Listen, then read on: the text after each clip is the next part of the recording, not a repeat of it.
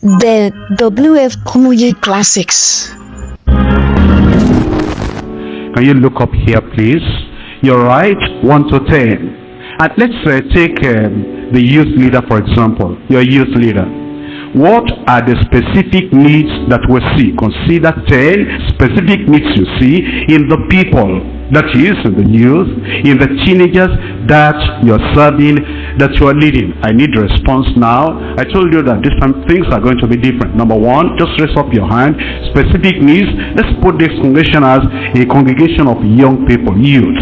What are the needs we have? One, yes, my brother.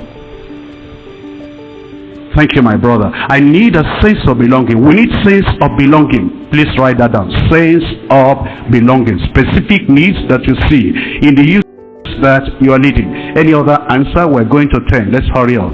Any other one? Yes, my brother. My brother Victor says sponsorship, that they cannot fend for themselves and they cannot provide for themselves. What are we doing to provide for them? And when we talk of sponsorship, they're not just talking of sponsorship in going to school. That is necessary. And there are some good students we need to sponsor because they do not have the wherewithal, how they can be educated. But how about going to the camp? How about having Bible? How about having a particular retreat? What are we doing to sponsor them? How about some special programs that are going to benefit those young people and they need to be sponsored? That's number 2. Number 3 now. Any other need? Yes, my brother. Thank you, Brother James. Care and attention. That's the need. Am I giving them the care and the attention that those people need? We're trying to identify specific needs that you see in the people that we're leading. That's number 3. Now number 4. Yes, my brother here. Understanding the academics. Let's just put that so we don't lump it up with other things. Am I interested in their academics, in their success, that they will make progress? I told you in the first message about Thomas Edison and how the teacher gave him up. Are there some people that the schools have given up? You pick them up. You may not be able to actually teach all those things by yourself, but you can find teachers that you can link up with the needy students, and then they'll be able to help them learn. Then another thing, our brother spoke about their spiritual life too, that want to help them and groom them and develop them. Yes, I'm looking for number 5 now. Yes, the hand there. Thank you, Brother Famaki. That's a brother from Egypt. We need to know how to overcome temptation. And young people, they need to do that too. Am I just telling them, overcome? Am I showing them how they are going to overcome? I'm looking at specific needs in my ministry towards the young people. And I'm not just telling them, do it, without telling them how to do it. And then when they have failed and falling into temptation, we're not saying, well, they have failed, we're abandoning them. There's no point, staying with the youth or teaching them. They will not catch it. Let me go to the serious area, and I don't want to do the youth ministry anymore. I'm going to the adult section. We are to teach them how they will overcome temptation and be victorious. Number 6 now. Yes, my brother. Yes, please. Thank you, brother. Encouragement and motivation. And there are times when those young people are just discouraged. Not only discouraged, they are in despair. And some of them might even go into depression. Have you heard about the high rise of suicide among young people? It will surprise you sometimes. The notes those young people, those who have committed suicide, the notes they wrote behind, I'm taking my life. Daddy doesn't love me. Mommy doesn't love me. And nobody loves me. There is no point in living. I can never amount to anything. Instead of living a miserable life, let me end it up and let me die. Some little things that discourage them, that depress them, that if you were near, if you were available, you'll be able to touch them, encouraging them, motivating them. Number 7 now. Yes, brother in glasses there. Visitation and follow-up. But let's take that word visitation. We're not taking that visitation as the regular conventional thing. Sometimes you are visiting not because you want to go and preach. Those young people, I just showed up, Timothy, I just showed up to just let you know I've been thinking about you. I know I see you in the fellowship, but I just like to come and see your house. Where is mommy, where is daddy? And to know your brothers and to know your sisters, and just to make you to understand you have, I'm not just your teacher, I'm like your senior brother. In fact, if I could say that without making you to feel that you should lose your responsibility or your attachment to your father, I am your daddy, and I'm just thinking about you every time.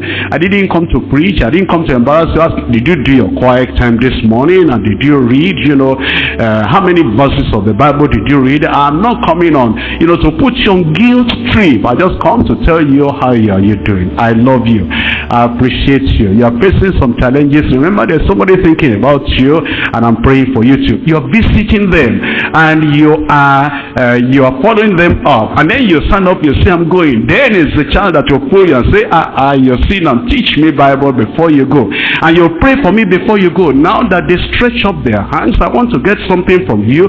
Then in that visitation, you are not bringing some knowledge to them. I'm looking for number 8. The things, do I have anybody at the back? Just stand up and shout it at me that you're a youth, and you want, yes, brother there. Okay, educate them of the peril of HIV/AIDS. Educate them of peril of HIV/AIDS. Look up here for a moment. Let me do something now.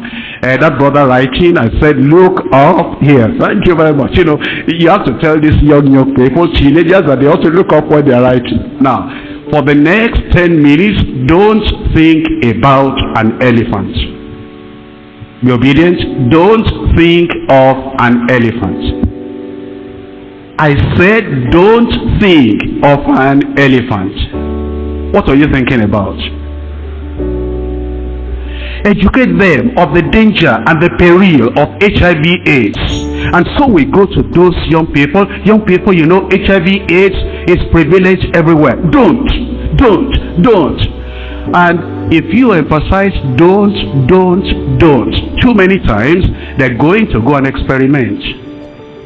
Don't think of an elephant. That's what we're going to be thinking about. How do you help those young people fill their lives with positive activities that will divert them away from all the things that young people do that will ruin their lives? And you don't go to those young people, and every time you come to the young people, children, young people, we're warning you, if anybody dies, if anybody perishes, now your blood is no more on me. I'm saying, don't commit fornication, don't do this, don't do this. And then we're explaining every time, don't. If you emphasize too much of don't, you're going to find out that that's exactly what you're going to be thinking about. Bring positive programs to their lives. Positive programs that foster interaction between the boys and the boys, and the girls and the girls, and even between the girls and the boys. And you are there to supervise, and you are there to look at the things they're doing. And as an adult, all their games and all they see you are developing them to do because they do it in your presence, that's a mistake. Don't do that. No, our love and fellowship is not going to go beyond. There is a line, there's a limit. How many of you young people know that when you get near the river, at the brink there, at the border there, don't look too much at that image there, because I read about a particular child. I'm talking to you young people now. This child, he had never seen his image at the sea, at the river, and then it was just at the side of the wall there. All of a sudden he looked at his image, he smiled, and that thing smiled back at him. He didn't understand that this is just a reflection of himself. He moved his hand, and then the thing moved the hand, and eventually he became inquisitive. Children, young people say inquisitive. Answer me. He became inquisitive, and then when he became inquisitive, he said, this fellow that in fact, this even looks like my twin brother, looks much like me, I want to go and visit him. And then he jumped inside and he drowned and he killed himself. Young people, you know what I'm telling you? I'm telling you that if you're inquisitive, I want to experiment, I want to find out, you may jump into the river, and instead of seeing you as a bank manager, as a doctor, eventually I don't see you on top, I see you beneath the sea of danger and death. Now, is it number 9 now? Number 9. Yes, the hand over there. The choice of friends. The choice of friends. We need friends in our lives, young people, and we need to choose good friends that will move us forward. And now number 10. Yes, my brother here. career guidance. What am I going to do? I'm good in the arts, I'm good in science, I'm good in languages, I'm good in this, and I'm also good in what I'm doing with my hand. I'm a practical person as well as a theoretical person, but I'm having a crossroad now before me. Which road will I follow? Career guidance, and so I'm leading. Now, you see what we have done here. You are a youth leader, you are a youth minister, and instead of just going to the fellowship, what are you going to do today? We're going to teach. What are the specific areas of ministry that we ought to have with these young people? I don't know. I just know I'm going to teach. And so we go on teaching how many weeks, how many months, how many years, and we're not producing anything out of those young people. We can do what we have done now with the children. We can do what we have done now with the women ministry. We can do what we have done now with the full-time workers. We can do what we have done now with our districts and with our zones, with every area of the world. And so you will do that later during your free time. Consider 10 specific needs that you see in the people you are serving, in the people that you are leading, and God will help us to fulfill our ministry in Jesus' name. The WF Kumuyi Classics.